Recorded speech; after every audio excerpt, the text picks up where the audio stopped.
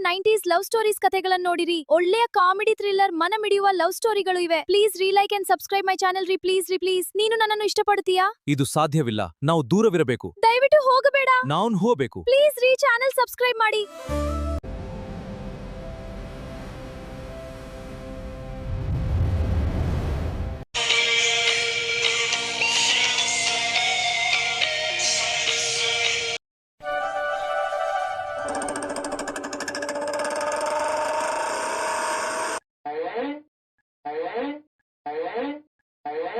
Good morning madam. Good morning ರೀ. ಅಂದಂಗೆ ಆ ಕಿಡ್ನಾಪರ್ದು ಸ್ವಲ್ಪ ಫೈಲ್ಸ್ ಬೇಕಾಗಿತ್ತಲ್ಲ. ಹೌದು, ಫೈಲ್ ಹಾಕಿಲ್ಲ, ಆಮೇಲೆ ಕ್ಲೀನು ಮಾಡಿಲ್ಲ. ಎಲ್ರಿ ಕ್ಲೀನರ್? ಮೇಡಮ್ ಅವರು ರಜಾ ಹಾಕಿದ್ರು, ನೀವು ರಜಾ ಹಾಕಿದ್ರಲ್ಲ, ಅದಕ್ಕೆ ಅವರು ರಜಾ ಹಾಕ್ಬಿಟ್ಟಾರೆ. ಹೀಗೇನಿಲ್ರಿ, ಜಸ್ಟ್ 5 ಮಿನಿಟ್ಸ್ ರೀ ಮೇಡಮ್, ಅವ್ರು ಕಳಿಸ್ಬಿಡ್ತೀನಿ. It's okay. ಮೇಡಮ್ ಕಾಫಿನೋ ಟೀನೋ? ಅದು ತುಂಬಾ ತಲೆ ಸಿಡ್ತಾ ಇದ್ರಿ, ಹೋಗ್ಬಿಟ್ಟು ಒಂದು coffee please. Okay madam. Excuse me madam ಅವರ. ಹೇಳಿ, ಏನು ಇಷ್ಟ ದಿನ ಬಂದ್ರಿ? ಏನು ಕಾಫಿ ತರಲಿಲ್ವಾ? ಹೌದು, ಫೈಲ್ ಎಲ್ಲಿ? ಅದು ಮೇಡಮ್ ಅವರ ಸರ್ ಬಂದಿದ್ದಾರೆ, ನಿಮ್ಮನ್ನ ಮೀಟ್ ಮಾಡಬೇಕಂತ ಹಠ ಮಾಡತ್ತಾರಿ. ಯಾರು? ಅದು ಮೇಡಮ್ ಅವರ ಆಫೀಸರ್ ಸಮರ್ಥ ಬಂದಿದ್ದಾರೆ. ಓ ಹೌದಾ, ಸರಿ ಕಳಿಸಿ. ಇವನ್ ಯಾಕ ಇವಾಗ ಡ್ಯೂಟಿಗೆ ಬಂದ? ರೆಸ್ಟ್ ಮಾಡಕ್ಕಾಗಲ್ವಾ? ಹೇಳಿದೀನಿ ಸ್ವಲ್ಪ ದಿನ ರಜಾ ತಗೋ, ಬರಕ್ ಹೋಗ್ಬೇಡ ಡ್ಯೂಟಿಗೆ ಅಂದ್ರು. ಓಡ್ಕೊಂಡ್ ಬಂದೇ ಬಿಟ್ಟಿದ್ದಾನೆ. ಹುಷಾರಾದ್ನೋ ಹೀಗೋ. Hi, good morning Durga. ಓ, ಡ್ಯೂಟಿಗೆ ಜಾಯ್ನ್ ಆಗ್ಬಿಟ್ಟಿದ್ರಾ? ಯಾಕೆ ಎಲ್ಲ ಹುಷಾರಾಯ್ತಾ? ಎಲ್ಲ ಕ್ಲಿಯರ್ ಆಯ್ತಾ? ಓ ಮೇಡಮ್ ಅವರ ಸ್ವಲ್ಪ ನಾನು ಸಮರ್ಥ ಆಫೀಸರ್ ಅಲ್ರಿ, ಸಮರ್ಥ ಅನ್ನೋದನ್ನ ನೆನಪಿಟ್ಕೊಂಡು ಮಾತಾಡ್ರಿ ಮೇಡಮ್ ಅವರ. ಪ್ಲೀಸ್ ರೀ ದುರ್ಗಾ ಅವರ. ಅಯ್ಯೋ ಮತ್ತೆ ಕೋಪ. Durga madam please.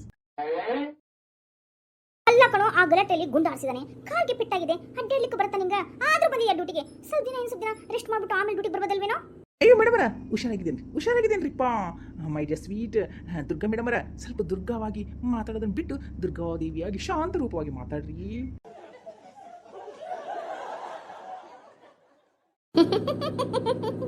ನೋಡು ನಗು ಹೇಗಿದೆ ಅಂತ. ಎಲ್ಲಾದ್ರೂ ಮುತ್ತು ಬಿತ್ತಾ? ಕಾಣಬಲ್ತು.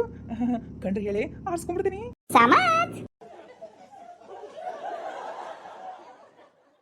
ಅದು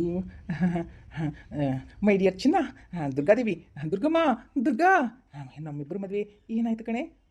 ಅತ್ತಿಯರಿಗೆ ಹೇಳಿದೇನ?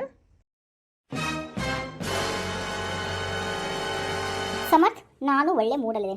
ಏನ್ ಗೊತ್ತಾ, ನೀನು ಹುಷಾರಾಗಿದೆಯಾ ಅಂತ ಒಂದೇ ಕಾರಣಕ್ಕೋಸ್ಕರ ಈ ತರ ಮಾತಾಡ್ತಾ ಇದ್ದು. ಅದನ್ನ ಬಿಟ್ಟು ನನಗೆ ಶಿಟ್ನ ನೆತ್ತಿಗೆ ಎಸಕ್ ಹೋಗ್ಬೇಡ ಸಮರ್ಥ್. ಹೋಗಿ ನಿಮ್ದೇನಾರ ಕೆಲಸ ಇದ್ರೆ ಮಾಡ್ಕೊಳ್ಳಿ. ಅದು ಹಾಗಲ್ಲ ದುರ್ಗಾ. ಏನು ಹಾಗಲ್ಲ ಹೀಗಲ್ಲ ಅಂತಂದು ನಾ ಹೇಳಿದೆ ಅಂತಾನೆ. ನಾನು ನಿಮ್ಮನ್ನ ಮದುವೆ ಆಗಲ್ಲ. ನನಗೆ ಇಷ್ಟ ಇಲ್ಲ ಅಷ್ಟೇ. ಸುಮ್ಮನೆ ತಲೆ ತಿನ್ಬೇಡಿ ಸಮರ್ಥ್. ದುರ್ಗಾ, ನನ್ನ ಕಣ್ಣಲ್ಲಿ ಕಣ್ಣಿಟ್ಟು ಹೇಳು, ನಾನೇನು ಪ್ರೀತಿಸ್ತಾ ಇಲ್ಲ, ನೀನನ್ನು ಪ್ರೀತಿಸಿಲ್ಲ ಅಂತ ಹೇಳಿ. ಅಯ್ಯೋ, ಏನಾಗಿದೆ ನಿಮಗೆ ಸಮರ್ಥ್? ಮೇಡಮ್ ಅದು ಹೇಳ್ರಿ. ಅದು ಮೇಡಮ್ ಹೊರಗಡೆ ರಿಪೋರ್ಟರ್ಸ್ ಬಂದಿದ್ದಾರ್ರಿ. ಅವ್ರು ಯಾಕೆ ಬಂದ್ರು? ಹೌದು ರಂಗಣ್ಣ ಅವರೇ, ಅವ್ರು ಯಾಕೆ ಬಂದ್ರು? ಹೌದು ಸರ್, ಮೊನ್ನೆ ಪಾಪಂದು ರೇಪ್ ಕೇಸ್ ಆಗಿದ್ದು ಸರ್. ಅದು ನೀವು ಅವ್ರನ್ನ ಕೊಂದೇ ಬಿಟ್ಟಿದ್ರಲ್ಲ, ಅದಕ್ಕೋಸ್ಕರ ಕೋರ್ಟಿಗೆ ಮೆಟ್ಲೆ ಇದ್ದಾರಂದ್ರಿ. ಏನೋ ಹೆಚ್ಚು ಕಡಿಮೆ ಆಗಿದೆ ಅಂತ ಮಾತಾಡ್ಕೊತಾ ಇದ್ದಾರಿ. ಅದು ಬೇರೆ ಆರೋಪನ ಒಂದಿಷ್ಟು ದೊಡ್ಡ ಲಿಸ್ಟನ್ನ ಈ ದುರ್ಗಾ ಮೇಡಮ್ ಮೇಲೆ ಮಾಡಿಬಿಟ್ಟಾರಂತ್ರಿ. ಅದಕ್ಕೆ ಬಂದು ನಾವು ನಿಂಟು ಮಾಡಬೇಕು ಅಂತ ಹಠ ಹಿಡ್ಕೊಂಡು ನಿಂತಿದ್ದಾರೆ. ಅವ್ರು ಇಲ್ಲ ಹೋಗು ಅಂತಂದು ಹೇಳಿದ್ರು ಅವ್ರೇನು ಕೇಳ್ತಾನೆ ಇಲ್ರಿ. ನಾವು ಈಗಾದ್ರೂ ಬರೋದನ್ನ ನೋಡಿದೀವಿ. ಸುಳ್ಳು ಹೇಳ್ತಿದ್ದೀರಾ? ನಿಮ್ಮನ್ನೇ ನಾವು ಇದೇ ರೀತಿ ವಿಡಿಯೋ ಮಾಡಿಬಿಟ್ಟು ಮೀಡಿಯಾದಲ್ಲಿ ಹಾಕಿ ನಿಮ್ಮ ಮರ್ಯಾದೆ ಎಲ್ಲ ತೆಗೆದುಬಿಡ್ತೀನಿ ಅಂತ ಬೇರೆ ಹೆದರ್ಸ್ತಾ ಇದ್ದಾರಿ ಮೇಡಮರ.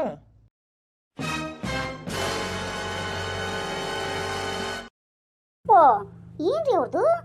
ತಮ್ಮ ಮಕ್ಕಳಿಗೆ ಇಂತ ಹೆಚ್ಚು ಕಡಿಮೆ ಆಗಿತ್ತಂದ್ರೆ ಅವಾಗ ಏನ್ ಮಾಡ್ತಿದ್ರು? ಅವಾಗೂ ಇದೇ ತರನ ಮೀಡಿಯಾ ಮುಂದೆ ಹೋಗಿ ಇಲ್ಲ ನಮ್ದು ಹಿಂಗಾಗೈತಿ, ನಮ್ಮ ಮಗುಂದು ಹಿಂಗಾಗೈತಿ ಅಂತ ತಮ್ಮ ಮನೆ ತಾವು ತಗೊಂತಿದ್ರ? ಸ್ವಲ್ಪ ಜ್ಞಾನ, ಕಾಮನ್ ಸೆನ್ಸ್ ಏನೇ ಇಲ್ವೇನ್ರಿ ಅವ್ರದ್ದು? ಎಲ್ಲ ಇದ್ರೆ ಹಿಂಗೆ ಹಾಕಿದ್ರಿ ಮೇಡಮ್ ಅವರ. ಈಗ ನೋಡ್ರಿ ಏನ್ ಮಾಡೋದು ಅಂತ ನನಗೆ ಗೊತ್ತನೇ ಆಗ್ತಾ ಇಲ್ಲ. ಇನ್ನೇನ್ ಮಾಡೋದು? ಸರಿ, ಮೀಡಿಯಾದವ್ರನ್ನ ಏನ್ ಮಾಡೋದು ಸಮರ್ಥ್? ಪ್ಲೀಸ್ ನೀವು ಅದು ಹೇಳ್ತೀರಾ? ಇನ್ನೇನ್ ಮಾಡೋಕ್ಕಾಗುತ್ತೆ? ಆ ರಿಪೋರ್ಟರ್ನ ಕರೆಸಿ ನೋಡಿ ಮಾತಾಡಿ, ನಾನು ಇರ್ತೇನಲ್ಲ ಜೊತೆಯಲ್ಲಿ. ಸರಿನಾ ಮೇಡಮ್? Yes sir. ನೀವೇನವ್ರೆ? ನಡಿ, ಅಲ್ಲೇ ಹೊರಗಡೆನ ಬರ್ತೀನಿ.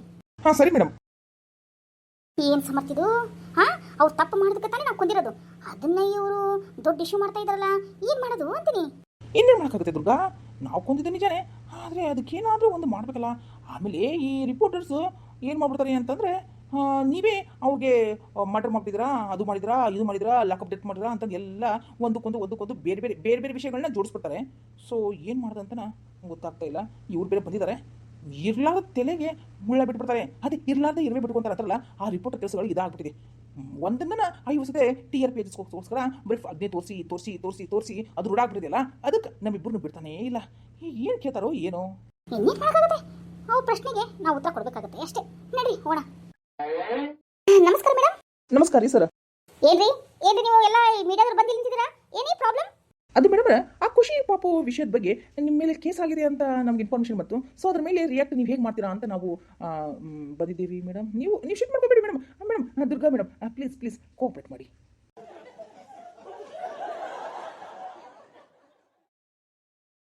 ಏನ್ರಿ ನಿಮ್ಮ ಮಾತಿನ ಅರ್ಥ? ಎಲ್ಲ ಇನ್ಫಾರ್ಮೇಶನ್ ಕೊಟ್ಟರು ಕೂಡ ಮತ್ತೆ ಅದನ್ನೇ ಪದೇ ಯಾಕೆ ಕೂಳಿಗದೆ ಕೆದರ್ತಾನೆ ಇರ್ತೀರಾ? ಎಲ್ಲ ಹೇಳಿದ್ರಲ್ಲ, 20 ವರ್ಷದ ವ್ಯಕ್ತಿ ಆ ಪಾಪುನ ಮೇಲೆ ಬಿದ್ದರೆ ಏನು ಪರಿಸ್ಥಿತಿ ಆಗುತ್ತೆ ಅಂತ ಸ್ವಲ್ಪ ಜ್ಞಾನ ತಿಳುವಳಿಕೆ ಅನ್ನೋದು ಏನಾದ್ರೂ ಇದೇನ್ರಿ? ಮಾನವ ಮರ್ಯಾದೆ ಬಿಟ್ಟರ ನೀವೆಲ್ಲ. ಮೇಡಮ್ ಹೀಗೆಲ್ಲ ಮಾತಾಡೋದು ಸರಿ ಇಲ್ಲ ಮೇಡಮ್. ಮೀಡಿಯಾದವ್ರಾದ್ರೆ ಏನು ತಿಳ್ಕೊಂಡಿದ್ದೀರಾ? ನಾವು ಅನ್ಕೊಂಡಿದ್ದೀವಿ ಮಾನವಂತ ವ್ಯಕ್ತಿಗಳು, ಮಾನವೀಯ ವ್ಯಕ್ತಿಗಳು, ಮನುಷ್ಯರು ಅಂತ ಅನ್ಕೊಂಡಿದ್ದು. ಸೊ ತಪ್ಪಾಗಿದೆಯಾ ಮೇಡಮ್? ಏನ್ರಿ ಮೇಡಮ್, ಬರೀ ಯಾಕೆ ಈ ವಿಷಯನ ಪದೇ ಕೇಳ್ತಾ ಇದ್ದೀರಾ? ಆ ಎಳೆ ದೇಹ ಎಷ್ಟು ಕಷ್ಟಪಟ್ಟಿರ್ಬೋದು ಆ ಲೈಂಗಿಕ ದೌರ್ಜನ್ಯದಲ್ಲಿ ಅಂತ ಅಷ್ಟಾದ್ರೂ ಜ್ಞಾನ ಬೇಡೇನ್ರಿ? ಆ ಜಾಗದಲ್ಲಿ ನಿಮ್ಮ ಮಗುವೇ, ನಿಮ್ಮ ಅಕ್ಕನೋ, ನಿಮ್ಮ ತಂಗಿನೋ, ಸಣ್ಣ ಪಾಪು, ಅಕ್ಕ ತಂಗಿ ದೂರ ಬಿಡಿ, ನಿಮ್ಮ ಮಗಳೇ ಇದ್ರಲ್ಲ, ಆ ಒಂದು ಹೆಣ್ಣು ಮಗು ಯಾವ ರೀತಿ ಇರಬೇಕು ಆ ಪರಿಸ್ಥಿತಿನ ಊಹಿಸಿಕೊಳ್ಳಾರ್ದಷ್ಟು ನಿಮ್ಗೆ ಜ್ಞಾನ ಇಲ್ವೇನ್ರಿ? ಅರ್ಥ ಆಗಲ್ವೇನ್ರಿ? ಪ್ರಶ್ನೆ ಮಾತ್ರ ಕೇಳಕ್ ಬರ್ತಿದ್ರ? ಆ ಜಾಗದಲ್ಲಿ ನಿಮ್ಮ ಮಗು ಇದ್ರ ಇಂಥ ಪ್ರಶ್ನೆನ ಕೇಳ್ತಾ ಇದ್ರೇನ್ರಿ ನೀವು?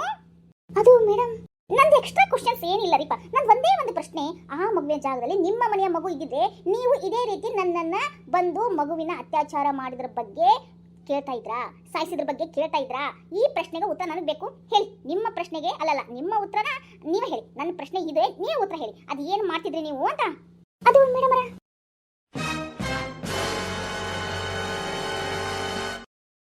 ನಾವು ಆ ವ್ಯಕ್ತಿನ ಸಾಯಿಸಿದೀವಿ ಅಂತ ತಾನೆ ಇಷ್ಟೆಲ್ಲ ನೀವು ಕೇಳ್ತಾ ಇರೋದು. ಇದೇ ಶಿಕ್ಷೆ ಅದೇ ಅಲ್ವಾ ನಾನು ಹೇಳ್ತಾ ಇರೋದು ನಿಮಗೆ? ಹಂಗಾದ್ರೆ ನಿಮ್ಮ ಮಗುನೇ ಆ ಸ್ಥಳದಲ್ಲಿ ಇದ್ರೆ ಅವನ್ನ ಸಾಯಿಸಿದ್ರೆ ಅವಾಗ ನೀವು ಈ ಶಿಕ್ಷೆ ಕೊಡಬೇಡಿ ಮೇಡಮ್ ಪ್ಲೀಸ್ ಅಂತಂದು ಕೇಳ್ತಾ ಇದ್ರಾ? ಹೇಳ್ರಿ, ಹೇಳ್ರಿ, ಯಾಕ ಸಾಯಿಸಿ ತಪ್ಪ ಅಂತ ಅನಿಸ್ತಾ ಇದೆಯಾ? ಆ ಜಾಗದಲ್ಲಿ ನೀವಿದ್ದಾಗ ಹೇಳ್ರಿ. ಆ ಮಗುವಿನ ಜೀವಿಸುವ ಹಕ್ಕು ಕಸಿದುಕೊಂಡ್ರು ಪರವಾಗಿಲ್ವಾ? ಆ ಎಳೆಯ ದೇಹವನ್ನು ಹರಿದು ಹಂಚಿಕೊಂಡು ಕಿತ್ತು ತಿಂದ್ರು ಪರವಾಗಿಲ್ವೇನ್ರಿ? ಅವ್ರು ಜೀವಿಸ್ಬೇಕು ಅಂತಂದ್ರೆ ಇನ್ನೊಬ್ಬ ವ್ಯಕ್ತಿನ ಹರಿದು ತಿನ್ನಬೇಕನ್ರಿ?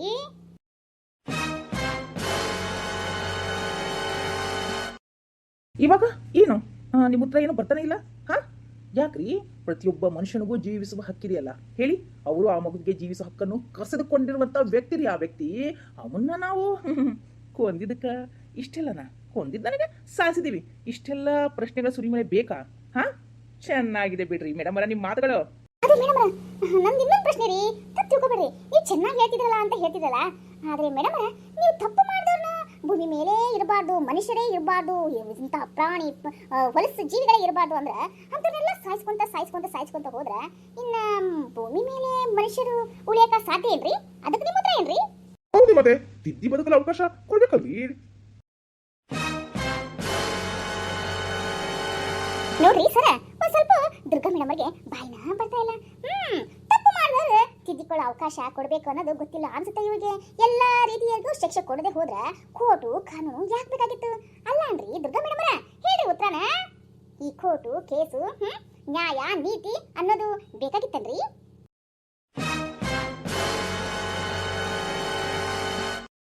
ಏನಂದ್ರಿ? ಕೋರ್ಟು ಕಾನೂನು ಯಾಕೆ ಬೇಕು ಅಂತೀರ?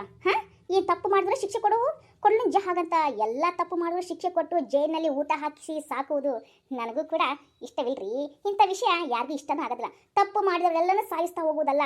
ಯಾರು ಸಾವಿಗೆ ಅರ್ಹರೋ ಅಂಥವರನ್ನು ಮಾತ್ರ ಸಾಯಿಸಲೇಬೇಕು. ಯಾರಿಗೆ ಭೂಮಿ ಮೇಲೆ ಬದುಕು ಹಕ್ಕಿಲ್ಲದಿಲ್ಲವೋ ಅಂಥವರನ್ನು ಸಾಯಿಸಬೇಕು. ಯಾರು ಮತ್ತೊಬ್ಬರ ಬದುಕಿನ ಹಕ್ಕನ್ನು ಕಸಿದುಕೊಳ್ಳುತ್ತಾರೋ ಅಂಥವರನ್ನು ಸಾಯಿಸಬೇಕು. ಆ ನೀಚ ಮೃಗಗಳಿಗೆ ಶಿಕ್ಷೆ ನೆಪದಲ್ಲಿ ಜೈಲಿನಲ್ಲಿ 3-4 ವರ್ಷ ಇಟ್ಬಿಟ್ಟು ಊಟ ಹಾಕಿ ಮತ್ತಷ್ಟು ದಷ್ಟಪುಷ್ಟ ಮಾಡಿ ಹೊರಗೆ ಕಳಿಸಿದ ನಂತರವೂ ಕೂಡ ಅವರು ಬದಲಾಗದೆ ಮತ್ತೆ ಅದೇ ನೀಚ ಕೃತ್ಯ ಮಾಡಿದ್ರೆ ಅವಾಗ ಏನ್ ಮಾಡ್ತೀರಾ?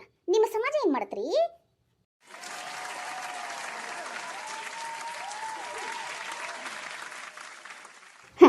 ಇವಾಗ ಉತ್ತರ ಬರ್ತಾ ಇಲ್ಲಲ್ಲ? ಓ, ಗ್ಯಾರಂಟಿ ಕೊಡ್ತೀರ ಮತ್ತೆ?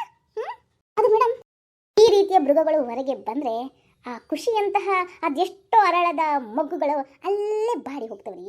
ಯಾರಿಗೆ ಗೊತ್ತು ಅದಕ್ಕೆ ಶಿಕ್ಷೆಯನ್ನು ಅವರು ಮಾಡಿರುವ ತಪ್ಪಿನ ಮೇಲೆ ನಿಗದಿಯಾಗಿ ಬಿಟ್ಟಿದ್ರೆ? ಏನ್ರಿ ಮಾತಾಡ್ತೀರಾ? ತಿದ್ದಿಕೊಳ್ಳುವ ಅವಕಾಶ ಕೊಟ್ರೆ ತಿದ್ಕೊಂಡ್ರೆ ಸರಿ, ತಿದ್ಕೊಳ್ಳೇ ಇಲ್ಲ ಅಂದ್ರೆ ಆಮೇಲೆ ಈ ನಮ್ಮ ಸಮಾಜದ ಗತಿ ಏನು? ಅರ್ಥ ಮಾಡ್ಕೊಳ್ಳೋ ಅಷ್ಟು ಕೆಪಾಸಿಟಿ ನಿಮಗೆಲ್ಲ ಇದೆ ಅಂತ ನಾನು ಅನ್ಕೊಂತೀನಿ.